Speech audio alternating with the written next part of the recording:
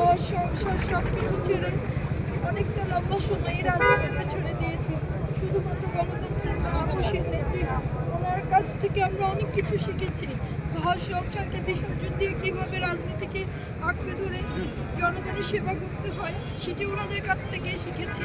তাই আজকে আমরা হয়তো দেশনেত্রী বেগম খালেদা জিয়া মানে অতি ক্ষুদ্র কি বলবো অতি ক্ষুদ্র মানে আমরা সদস্য হিসেবে আমরা মূল্যায়িত হয়েছে। আমাদের এখনো অনেক কিছু শেখার আছে, অনেক কিছু বোঝার আছে।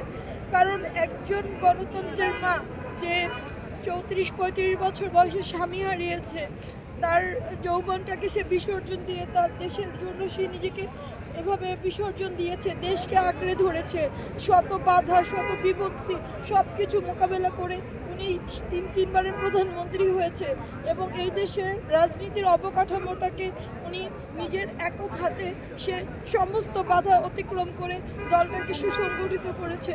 হয়তো একজন মহিলা নেত্রী হিসেবে তার অনেক অবদান ছিল।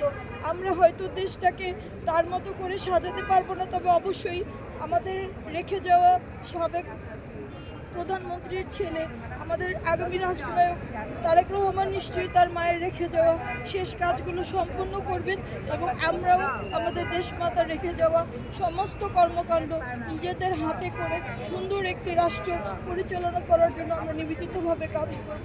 কারণ আমরা চাই যুগ যুগ ধরে কিয়ামতের আগ পর্যন্ত দেশনেত্রী বেগম খালেদা জিয়া এদেশের মানুষের কাছে একটি মানে রাষ্ট্রীয় জিনিস হিসেবে থাকুক এবং সবাই যেন তাকে স্মরণ করে, সবাই যেন শিখতে পারে যে দেশনেত্রী বেগম খালেদা জিয়া আসলে কী ছিল।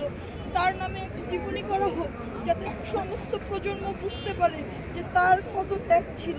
এই ত্যাগের বিনিময়ে আসলে আমরা আজকের এই বর্তমান বাংলাদেশ পেয়েছি, এটা বলে বোঝাতে পারবো না। আসলে হৃদয়ে রক্তক্ষরণ হচ্ছে। আমরা কখনো এইভাবে আমাদের দেশ